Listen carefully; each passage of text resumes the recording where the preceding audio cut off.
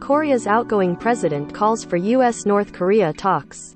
South Korean President Moon Jae-in, in his final months in office, has expressed concern over North Korea's expanding weapons program and the possibility that more weapons tests would revive fears of war. Seoul, South Korea. South Korean President Moon Jae-in, in his final months in office, has expressed concern over North Korea's expanding weapons program and the possibility it could resume nuclear and long-range missile tests that would revive fears of war in the region. Renewed tensions between Washington and Pyongyang have been a major setback for Moon, a dovish liberal and son of Northern War refugees who staked his single presidential term on his ambitions for inter-Korean rapprochement. His written comments on North Korea and other topics were provided Thursday to the Associated Press and other news agencies. South Korea's presidential election eyes in March, and Moon leaves office in May after serving a 5-year term. He called for a summit between North Korean leader Kim Jong-un and President Joe Biden to resolve deep disagreements in exchanging the release of crippling U.S.-led sanctions against the North and the North's disarmament steps. If North Korea's repeated missile launches go as far as to breach Kim's self-imposed moratorium, that would instantly bring the Korean peninsula back to the crisis situation of 5 years ago when there were concerns of war, Moon said.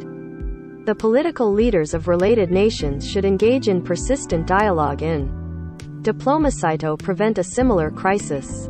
Kim orchestrated a highly provocative run of nuclear and intercontinental ballistic missile tests in 2017 that triggered a verbal exchange of war threats between him and then-President Donald Trump, before he initiated diplomacy with Seoul and Washington in 2018. Moon met Kim 3 times in 2018 and lobbied hard to help set up Kim's meetings with Trump. But the diplomacy never recovered from the collapse of the second Kim-Trump meeting in 2019 in Vietnam, where the Americans rejected North Korea's demands for major sanctions relief in exchange for dismantling an aging nuclear facility, which would have amounted to a partial surrender of its nuclear capabilities. North Korea has also severed all cooperation with Moon's government while expressing anger over U.S.-South Korea military exercises and Seoul's inability to wrest concessions from Washington on its behalf. Asked what's left of his foreign policy legacy, Moon said he remained proud about his role in converting the tensions of 2017 into high-stakes diplomacy between the Koreas and the United States, which at least stabilized the situation on the peninsula. He regretted the outcome of the Hanoi meeting and said Washington and Pyongyang should have kept the diplomatic momentum alive by pursuing a smaller interim deal rather than allowing negotiations to entirely fall through. While Biden had accused Trump of chasing the spectacle of summits rather than meaningful curbs on the North's nuclear capabilities, Moon still urged a return to top-down diplomacy, saying it would hopefully be only a matter of time before Biden and Kim meet.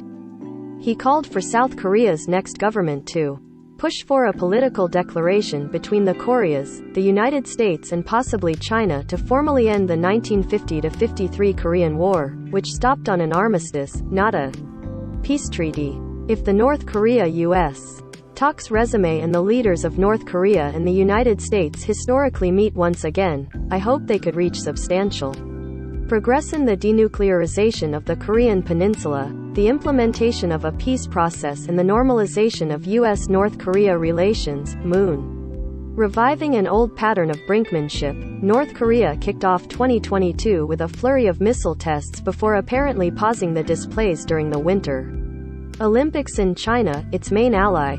Analysts believe North Korea will dramatically increase its weapons testing after the Olympics to try to move the needle. With Biden, whose administration has offered open-ended talks but has shown no willingness to ease sanctions without meaningful cuts to North Korea's nuclear. Moon is spending his last days in office grappling with an unprecedented wave in coronavirus infections driven by fast-moving Omicron variant, which has stretched worn-out health workers.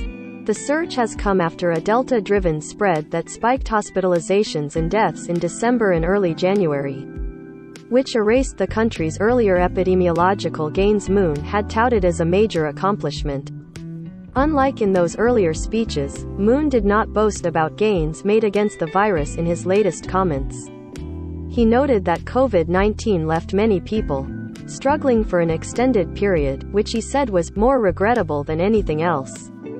Moon's government has also been criticized over soaring house prices and decaying job markets, while his party has been accused of partisan politics that critics say stoked public division along the lines of ideology, generation and gender. The real estate issue was the heaviest burden through my term, Moon said, acknowledging policy failures. He said his government will work, until the end, to stabilize the housing market by increasing supplies and suppressing speculative buying.